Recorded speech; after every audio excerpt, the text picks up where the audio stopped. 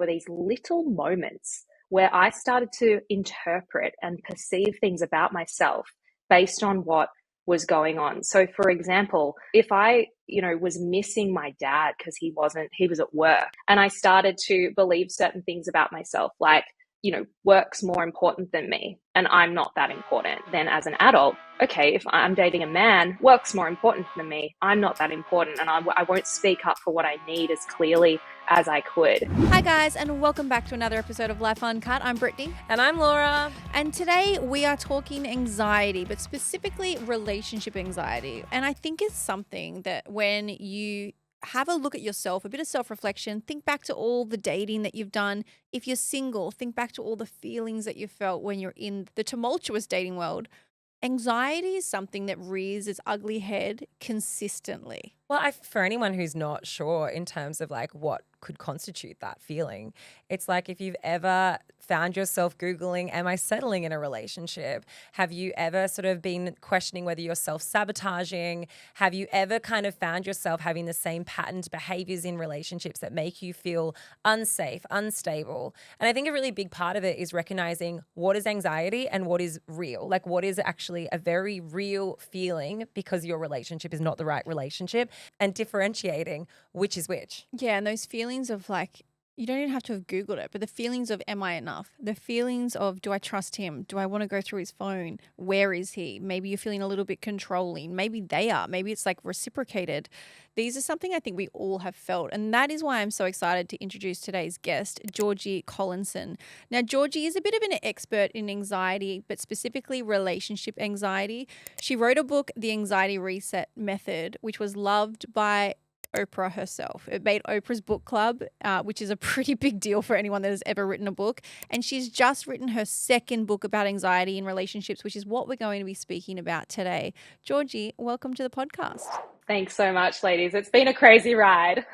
That's for sure. Georgie, we start every interview the same way, and that is with our accidentally unfiltered stories. Could you tell us what is your most embarrassing story? Okay, so immediately a dating story came to mind because they're just so easy, and considering the relationship anxiety topic. So this was a few years ago. I went on a date with a guy and he texted me 15 minutes before the date. We were meeting at a wine bar. I was all dressed up, ready to go. And he's like, hey, is it okay if I go home and shower? I've just been at the gym. And I was already on my way. So I said, sorry, I'm already like almost here. And he turns up on the date. He's in trackies and sweaty gym clothes. And I kind of just sort of went along with it. Then he orders, I know, like it was just such a weird thing. And at the bar is so low. He did tell you, to be fair. Well, I know, but it was kind of one of those moments of like, I'm already here and I didn't want to use the plans. So went along with it, and he orders a herbal tea. I order a glass of wine because, we're at a wine bar, and I was like, oh, cool. Like, do you not drink? And he's like, no, I just don't feel like it. So I was kind of like, okay, like he's not really getting into the vibe here. Then he tells me that on his bucket list, he wants to die in space. And I was kind of like, well, that's not really a bucket list thing because, and the kicker is that I actually organized with my brother to call me, when you do that so that like you've got the emergency excuse to get out of the date. And I didn't answer the phone. Like I just couldn't leave. I was kind of stuck in it because I felt so, I don't know. I used to do this thing particularly where I would just like, it was just all crashing down. I would just stay there trying to be nice. And then at the end, he wanted to split the bill. And so he got his $4 herbal tea and I got my $8 glass of wine. The waiter was like looking at us awkward. It was just so embarrassing. And that's my story. And I think sums up kind of the journey that I've taken in relationships and anxiety. You literally just combined, like, I think there were like 4 different horrific dates I've been on that were all in that one story. Like in your one, it's really grim out there. Like it's really hard. Are you single now? I have a beautiful partner now. Thank goodness. I'm out of that crazy world. So Georgie, tell me how it came across your desk that like Oprah wanted you in her book club. Did Oprah slide into your DMs herself? Does she give you a call? How does that work? I've always wondered because I've been waiting for the Oprah call for a while, but it hasn't happened. I know. I so wish it was that way, but it was literally through my publisher in the US. They sent me an email and they were like, Oprah's people are looking at your book. And that was so exciting, but you just don't really know what's happening. There's still quite a lot of distance between me and Oprah, unfortunately. But she has held my book in her hand. Yes. And then it's like you've got the feature and all of that. So it was super, super exciting when that happened.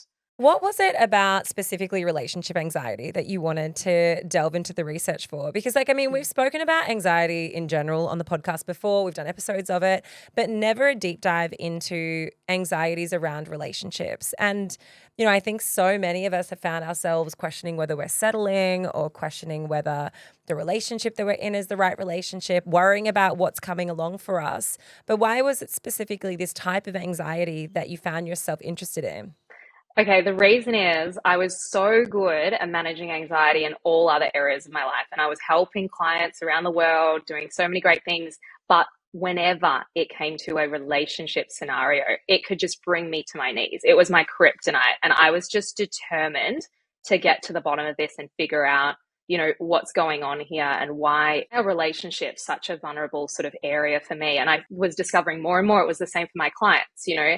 And really, if we could sum it up, it comes down to the fact that our nervous systems are so connected to the people around us. And that's partly because we're tribal beings, and our intimate relationship can be such a source of support and calm. But we also have to have done the work within ourselves to be able to receive that. And a lot of us have had very good reasons to maybe not feel so safe. And I mean safe in a subtle way, like emotionally safe with our partners in relationships. So what is relationship anxiety and what are some examples of it? It sounds like thoughts like, what if they leave me? Can I trust them? What if I'm not good enough for them? Or it might sound like we're afraid we're stuck in a bad situation. Like, what if I'm settling and I'm trapped in this relationship? Or what if I'm not quite with the right person? Or we're not in love enough? We're not attracted to each other enough? What if I am somehow going to lose myself in this relationship? That's another big source of anxiety too, that we're going to lose our own identity and not really be able to be our own autonomous person. Or maybe I'll be happier with someone else is another thought that can come up. Yeah. And if you're single, it's like, well, what if I'm alone forever? Or, you know, what if I never meet the right person and I'm too broken for healthy love? Are typically like part of that relationship anxiety. Is it something that you were experiencing yourself?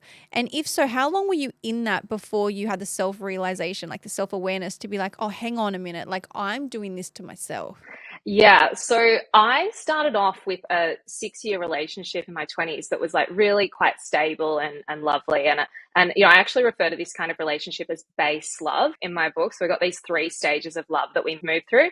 The first one is kind of like, you're together and usually it's not too much drama, but for whatever reason, you move apart in different directions. And it might have been that you chose that person because it was kind of like what your parents would have wanted for you or what you thought you wanted, but you weren't quite attached to or aware of what your authentic self needs and wants in a relationship. So I left that relationship and went into a really chaotic relationship. This is the chaotic love phase. And at the time, at the beginning, I thought this was amazing. It was just like heaven. And then it was hell. So it was so much love and passion. And we had this long distance romance. I met him in Greece. He was this British Marine. He was traveling the world. And sounds like a book. It was a book. Like I lived this fairy tale, but it really required us to sort of both live in a fantasy to keep that relationship going. And then when I moved in with him, I moved over to England, packed my bags, like fully dove into it. The whole thing changed. Suddenly he was seeking any way he could to spend time with other people and away from me. And I was just alone in this tiny, rainy, seagull squawking town in England with like no friends and just feeling like so riddled with anxiety because of that lack of safety I was experiencing. But something you just mentioned then, I mean, you say you're riddled with anxiety, but how do you know if that is actually just your body telling you, like, this is a red flag, this is a situation you shouldn't be in? I think it's really quite important for people to be able to figure out what is it that is real and what is it that we are like creating in ourselves and manifesting in ourselves? Yes. So at that point, I didn't have the awareness to know that this was actually kind of red flag stuff for me. And, maybe a different person with different life experiences could have perhaps made it work with that situation. But for me, I didn't realize how much I needed a consistent, available partner and someone who was safe, someone who was able to show up for me time and time again. It was something I tried to pretend I was okay with. And this was a pattern that went back to childhood. So the more that I was able to explore the origins of how I'd ended up in this situation, why I was sort of repeating these patterns, it became easier to then later identify, oh, this is a past thing.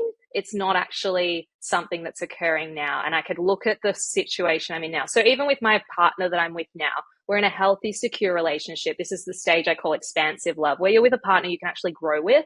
Now, it's not always rainbows and butterflies. Like, you're going to have challenges. You're still going to have conflict. But rather than getting lost in, oh no, it's all over now and this is it and that he's going to leave me, I can see, if that thought were to occur in my mind, I can see, well, that's actually a past thing. It's not the reality of what he's showing up with, the consistency he's bringing to the table here. So with that awareness, you can start to see, okay, is this a past issue or is it a now thing that's actually showing up?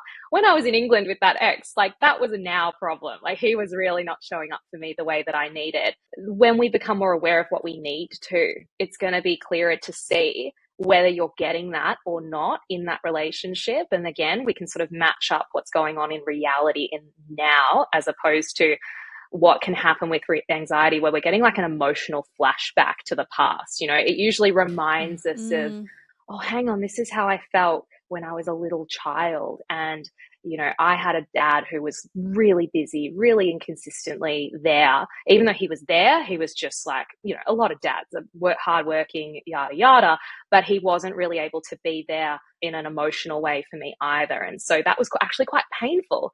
But, this is common, this is normal. So we don't really see that as a problem, but these patterns are subtle and they show up later in our lives. Do you think these patterns are always indicative? Like, do you think you always move into relationships that are formed based on the experiences that you've had when you were younger? Yes, unless we are consciously choosing something else. And that's the kicker. That's the thing. Like, that's why I chose a partner unconsciously who was moving around the world and so exciting because, hey, my dad was never like there consistently for me. So it wasn't like they were the same person, but it was the same pattern of, he's here sometimes. Oh my God, it's so great. And the same feeling. Yes. Yeah. That's it. And what's happening is the inner child in us, we can't help it. We're trying to resolve the pain from the past. We're trying to get a happy ending. It's like, if I can find a character in my story that matches up that same kind of energy, and this time I can make it work, like this time I'll get them to love me and be here for me and have the happy ending. That's sort of what we're going for. But of course, it's just not practical if we're consistently with someone who is not showing up the way we need. So we need to eventually see what's going on, choose differently, actually, I'm going to show up as the woman now, or the grown adult seeking a partner or in this relationship I'm in, and I'm going to actually speak for what I need. These are things that I can do now that I couldn't when I was a child. You mentioned these 3 love phases, and I love the idea of this: base love, chaotic love, and expansive love. Do people always move through these 3 phases? Or is it a case where you might get stuck on one and never make it to the end one or the first one? Do you know what I mean? Like, is it always within this patterned order, or do people experience it differently? Well, I wish life always had like a perfect happy ending for everyone. But of course, if we don't turn inward and like actually look at our shit and face this stuff, we can get caught in some of that chaotic love and find ourselves kind of churning around and around. Some people will go through the 3 stages with the same person.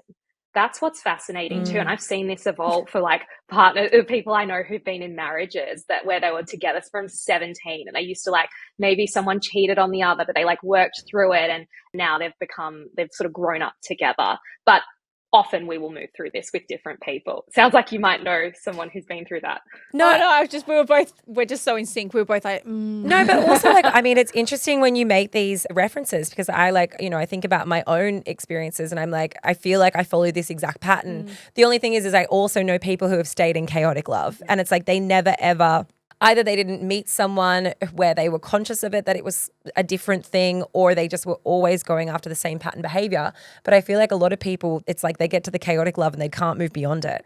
Yep. And then also this feeling of like bad relationships happen to me and I don't know why I'm always the one who never finds the right person.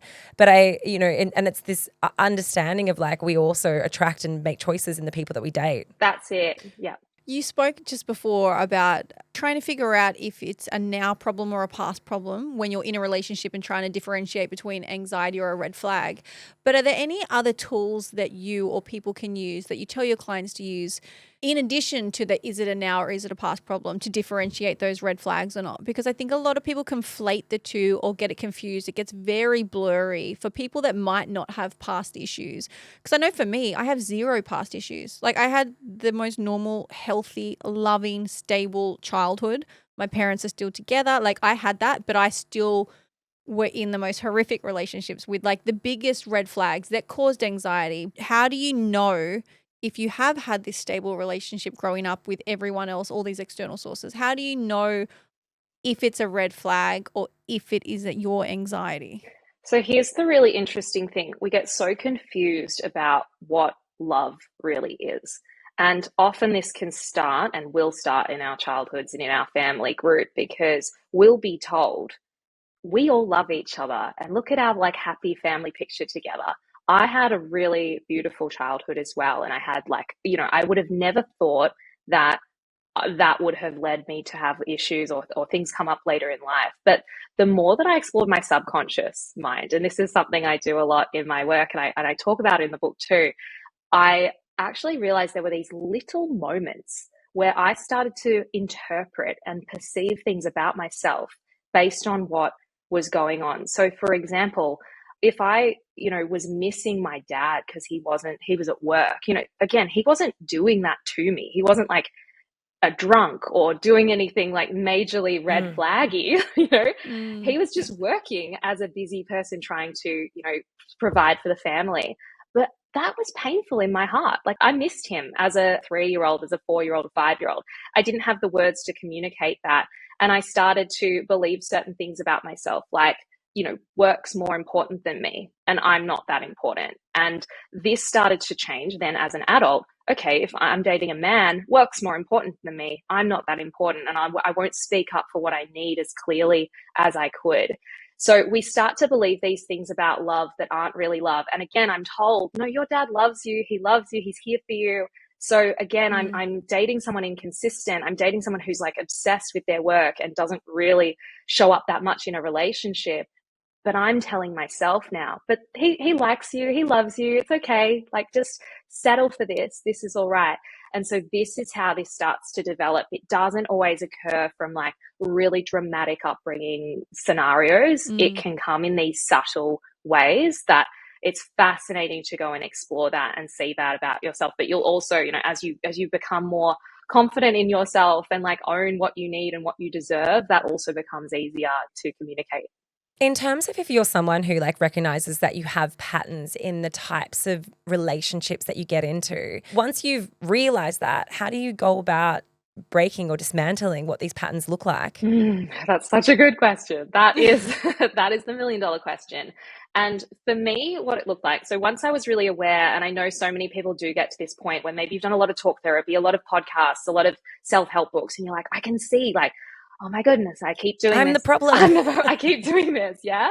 And what I started to do, because you can be quite mean to yourself then, you can start going, like beating yourself up for, oh, I did it again, look at me.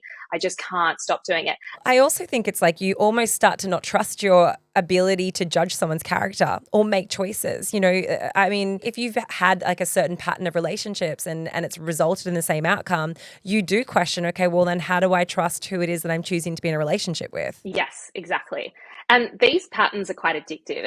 I equate this to like when you want to stop eating chocolate, for example. If you tell yourself, I can't eat chocolate, not allowed chocolate, suddenly it becomes a taboo and you just want it more, right? It's the same thing with trying to break these patterns. If we say, I'm just going to stop going for the bad boy, I'm just going to not go for that person I'm so attracted to.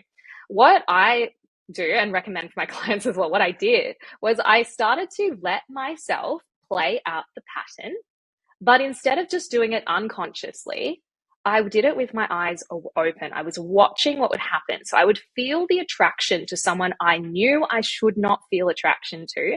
And I used it as an opportunity to learn and gather information. So I watched what would happen. I watched how I showed up. I let it sort of unfold, obviously not to the point where we're getting into like, I'm 2 years deep in something that's not great for me. This is just like over a couple of weeks.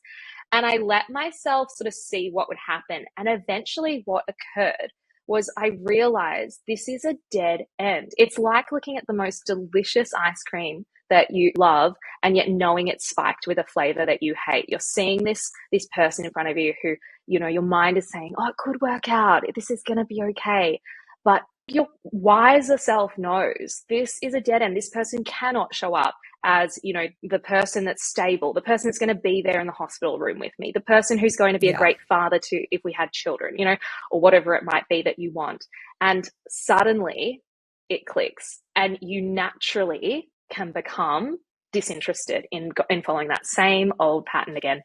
Yeah, and I think we lie to ourselves a lot. Well, I know we lie to ourselves a lot because we fall in love with or become obsessed with the potential of what a relationship is and the potential of someone and what they could offer us if we hang around, or if I change them a little bit and teach them to be like this, that maybe in 5 years they will be a great dad and they will stop fucking up and they will stop cheating on me. And we tell ourselves that to make ourselves feel better. And I think that links into the anxiety you spoke about at the start of, well, is it better to settle now because I have so much anxiety about being alone and never finding like that amazing person? Does that amazing person even exist? And this is fresh in mind for me because I put an Instagram post up yesterday on something that Laura and I were talking about how amazing it feels that I waited and I found like a really safe love. And I was quite shocked at the number of people that were commenting and writing to me my DMs that were so down and out about the dating scene and about them never finding anyone. Like many people were being like, well, that must be nice, but like it's fucking, I'm never going to find it. Like it's never for me. I've tried so hard and men are shit. And it made me really upset because I thought, wow, you must have gone through quite a lot of really shitty situations and this anxiety in a relationship to feel like you are in your 30s and already like taking yourself out of the game. Yes. And can I just say that, I was single until 32 and just like totally in that place. I really had to grieve, the bride having the big wedding and all of these fantasies that 25-year-old me had, right? And so I really feel that. And it just is so, so painful. And what we're seeing in that scenario when people are in that state, and I've been there, I get it, it's a learned helplessness is what it's called. And it's essentially when we flash back emotionally to being a child again, where we truly were at some point powerless. All of us experienced our childhoods where we didn't get to make the choices for our lives. If you were upset and that parent wasn't able to be there for you, if they were saying, oh, you're being so difficult for me, just go to your room, and then you're left alone to feel this pain in your heart and cry, or maybe not cry because crying's not allowed or whatever it might be, you can't go anywhere else. You've got no choices. So a lot of us might have lived some version of that in our childhood. Now, again, fast forward to adulthood, we think we're still in that powerless place again. We think that we have to get along with these specific people in our lives, which as children, you have to get along with your caregivers. Your life depends on it. But the thing is, now as an adult, you've got a choice. You've got a choice to choose and surround yourself with different people, with people who do show up for you, kind people. And often we can't see it until we actually open our eyes to the possibility that it can be different, that we don't have to continue choosing what was familiar to us then. And that's where things really start to shift. I think we have to see, beyond there are no good men out there, or dating's always terrible. It's like, no, there are also really good, genuine people out there, like tons of them, just like you, that want what you want too. If you exist and you want it, someone else out there wants it too, and they're looking for you.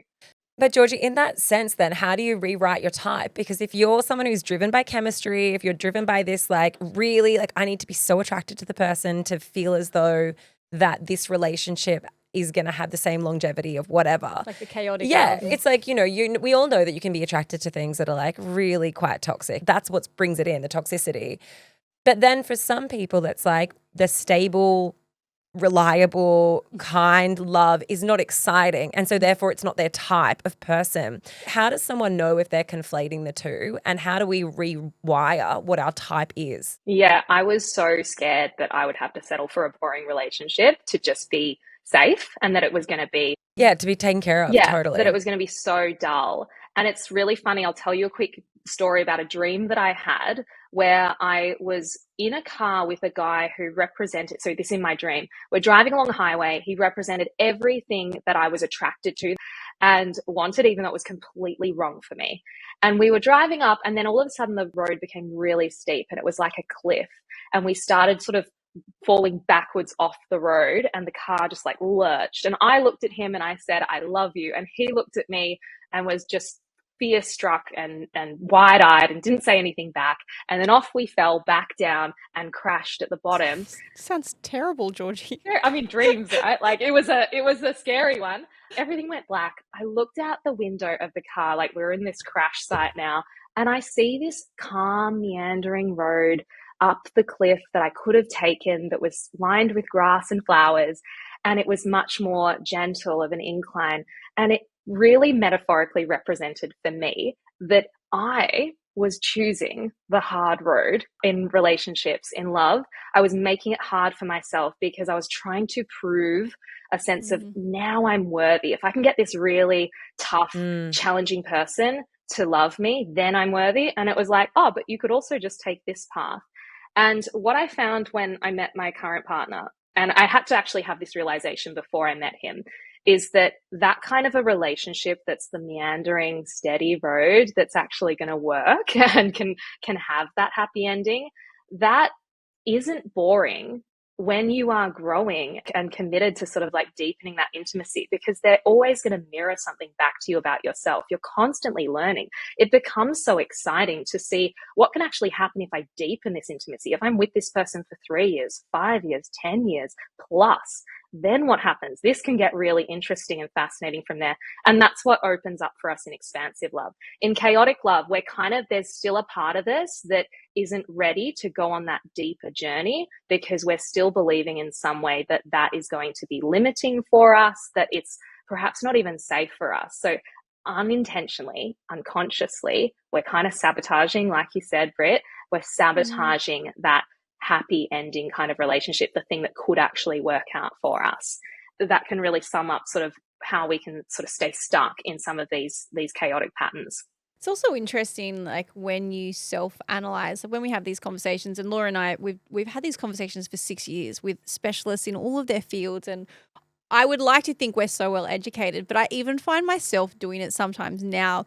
My fiance Ben is just a dream. Like, it's so safe. He's so emotionally available. He gives me everything that I need in a relationship. And sometimes I find myself being like, boring, because we don't fight. And I'm not saying boring as in I don't want to be in the relationship, but sometimes, and it happens when we haven't seen each other for a while, but sometimes I'll try and pick a fight with him. And I know I'm doing it, but I'm like, you're too nice. Like, and I know that's when I check myself and I have to go back to my past relationships and I'm like, this is everything that you've ever wanted and this is what you need. And I find myself going back to my super toxic relationships where you fought all the time and you were like at each other's throat and you thought that that's what that passionate love was. And I'm like, hang on, I've got to check myself. I'm picking a fight now because you're too good to me. Like, that's me self-sabotaging. Yeah, but don't you think that's also a byproduct of, like, it kind of only comes out for you guys when you've spent too much time apart? Do you know what I mean? So it's like a condition of long distance. Yeah, I just think sometimes we convince ourselves, my point of that is sometimes we convince ourselves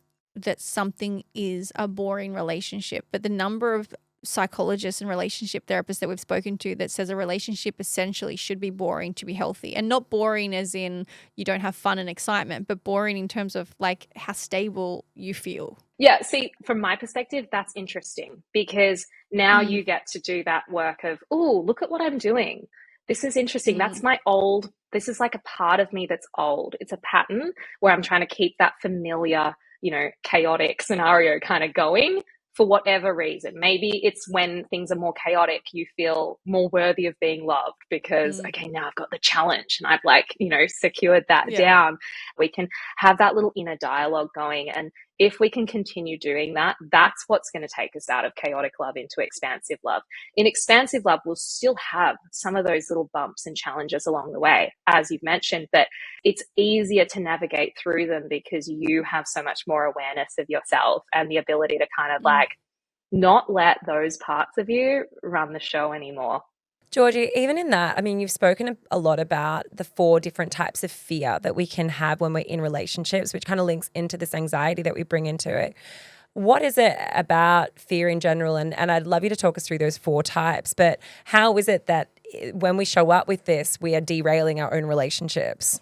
Well, we can easily think that we're, not in the right situation when in fact, we're just feeding into, buying into unrealistic expectations about love. It's so easy to, like, I was the person at parties talking to my friends about how amazing my relationship was and how passionate it was. But I was in a chaotic love phase. I didn't realize yet that heaven was going to turn into hell.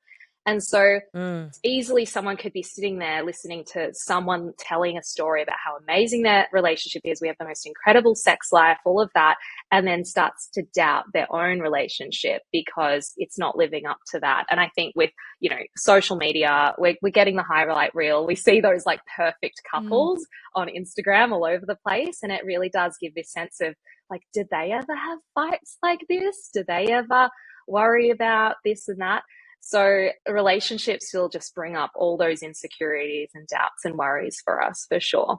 Do you think you have to have anxiety or suffer from anxiety to experience relationship anxiety? No. So I think it's one of those things that just the nature of relationships, because they do tend to bring up our deepest insecurities, because so much of our survival is dependent on having really healthy, stable people by our sides. Again, we're tribal beings. If we got kicked out of the tribe, we don't survive. So we have to find a way to continue belonging and feel connected. And so that's just a scenario that is so rife to bring up these worries and think like, what if this doesn't last? Because we don't know if a relationship's going to last. Like no one can tell you 100% that this thing is perfectly certain. Even if you're in a secure, healthy relationship, then it starts to manifest as, but what if something happens to them? What if they get sick? What if, they don't come home from work today? So it's always kind of going on within us until we start to build that inner security with ourselves. And that really is that reparenting work that I was just mentioning earlier. When you speak about this reparenting work, what is the process? What does that look like? Because I think for a lot of people, you can recognize that you have patterns, or you can recognize that there's some similarities between relationships from childhood to relationships that are romantic relationships. But I think it's quite a process to get to the point where not only do you recognize it, but you know how to do something about it.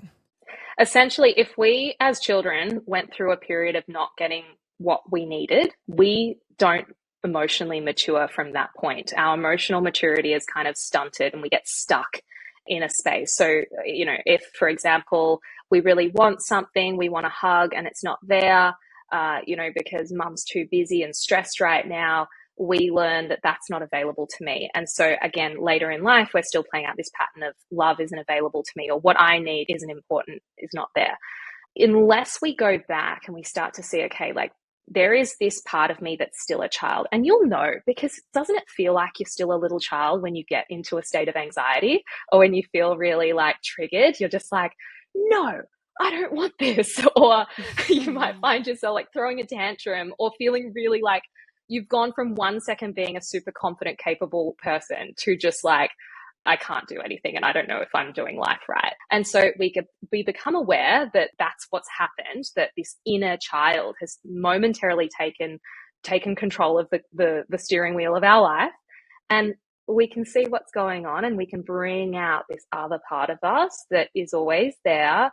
And, like as a parent, you can be totally overwhelmed, but also have a baby that's crying, and you can still bring out that parent in you that needs to soothe the baby, right? Like you can still do that.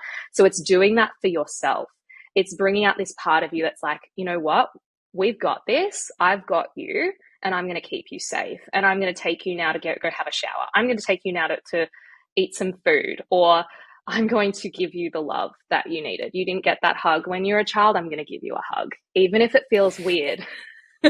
Yeah, it's such a tricky one, because I think about it in terms of like, and like you said, Britt, when you're like, I grew up in a household that, you know, if you had like a conflicted childhood, it's so easy to pinpoint those triggers.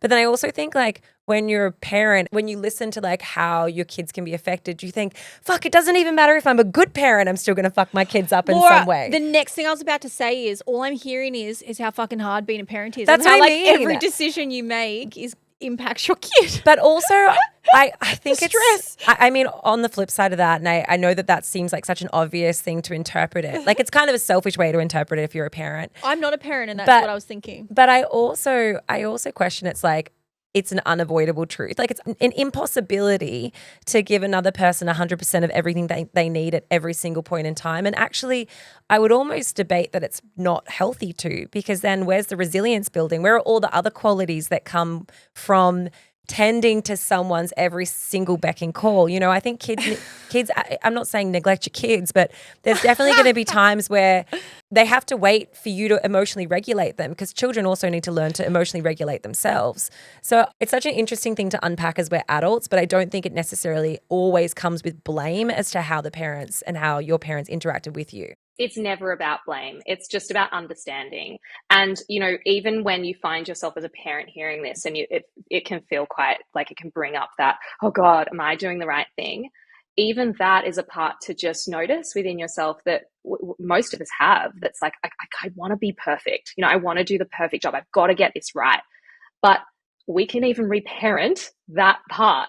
So that part is thinking you have to get it perfect to be good enough. And ultimately, that's not true. You don't have to be a perfect parent. So that's part of maturing.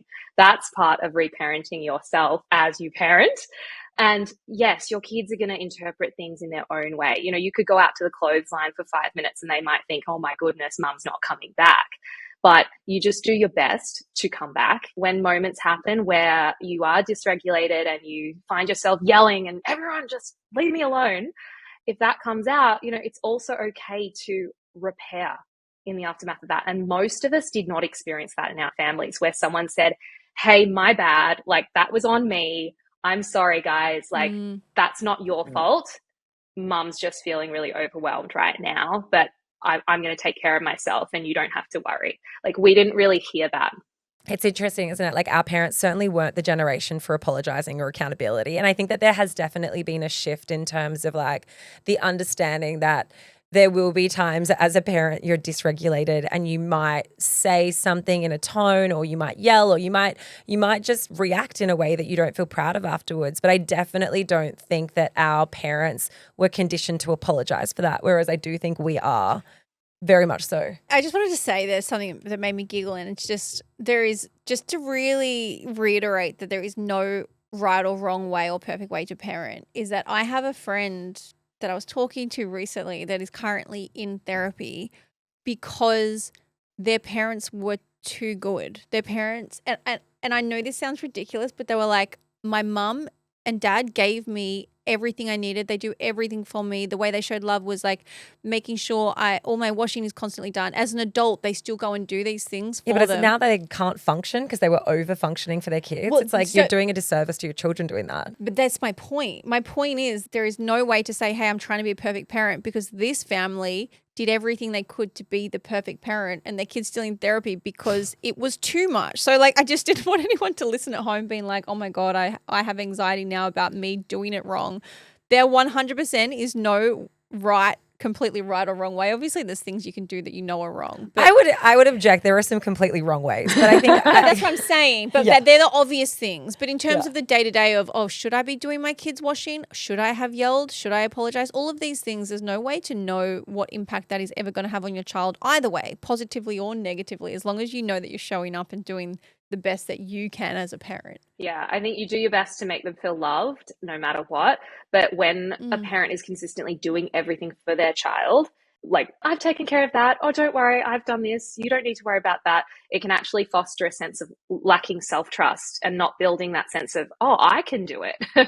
It makes sense to me why that would lead to possibly anxiety later in life, because there's like a sense of I'm not actually capable, because I always needed these big people to do everything for me. And now I'm an adult alone in the world and I can't do it. So yes, I can sort of actually see how that might occur. And this just again comes back to our self-awareness. But part of self-awareness is our imperfection too. Like, we are just never going to get everything perfect, and that's okay. I read a really interesting article around exactly what you just mentioned then, Georgie, and it was kind of dictating that parents who do run to try and fix every single feeling of discomfort that a child has, not just the disservice that they're doing to their own children in terms of resilience building and everything else, but also the only reason why you're doing that is to fix your own discomfort because you can't handle. So it's actually like a selfish, self-fulfilling prophecy. You're doing it because you can't handle the fact that your child is in an uncomfortable state. And so you're robbing them of the ability to problem solve and to fix their own issues because it's your issue that you've made it to fix. Yeah. And I found that such an interesting take because I do think that, you know, as parents, you never want your kids to feel any level of pain. And especially if you come from a childhood or you've had that experience yourself, like I think sometimes we can be in the situation where we overcorrect it. Yes, for sure. And I think this is why the more we can just do that work on ourselves, as like cliche as it sounds, we're simply role modeling that. Like, it's not so much what you tell others to do, whether it's your children or your friends or your family. It's what are you doing and embodying within yourself. So if you're becoming more okay with your own uncomfortable emotions, you are naturally going to model that for others who are in pain. And one of the most healing things you can do, like if you have a friend or a child who's crying in front of you, they're in pain, is to not actually be worried about them in that. It's simply to just be with them in that and say, I can see how much this hurts. Yeah, it's okay to just feel this. And that is the most, like relieving thing, to just be seen in your pain and not have someone rush you through it or say, oh, but come on, don't cry. Like, it's all okay. And let's just feel gratitude right now. Like, if you can just be in it, it passes. And then we've got this beautiful relief on the other side. In terms of the anxiety in relationships and the people you've spoken to and helped over the years, what seems to be like the number one standout issue that they're experiencing? And by that, I mean, is it more self-doubt, I'm not good enough? Is it more issues worried about being alone? Or is it more issues about trust and like your partner cheating and constantly wanting to check their phone? Is there something that's a real standout for the people that you've spoken to over the years? That's such a good question, because it really is like an amalgamation of possibly even just those three things you said. It's feeling, well, if we can sum up everything, it always comes back to I'm not enough in some way. So if I feel alone, for example, going through this emotional distress or just alone in life, it's because I don't feel capable. I don't feel enough to be with this experience. I don't feel like I can handle it. If we don't trust ourselves, again, I'm not enough to have the knowing, the wisdom, the capability to navigate life decisions in an intelligent or, safe way.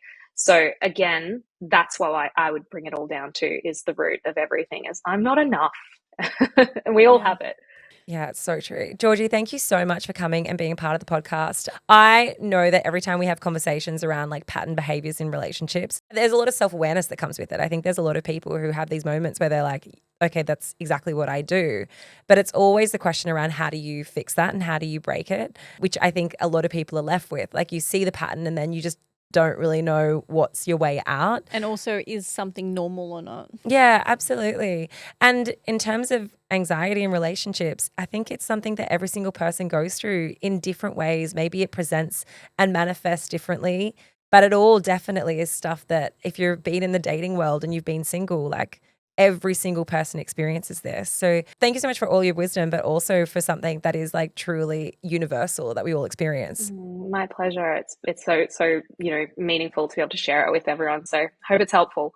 Well, Georgie's new book, Master Your Relationship Anxiety, and her social media is all going to be linked in our show notes. Are you going to send that one to Oprah as well? I will pass it on to Oprah. 100%. Pass our book on too. Thanks.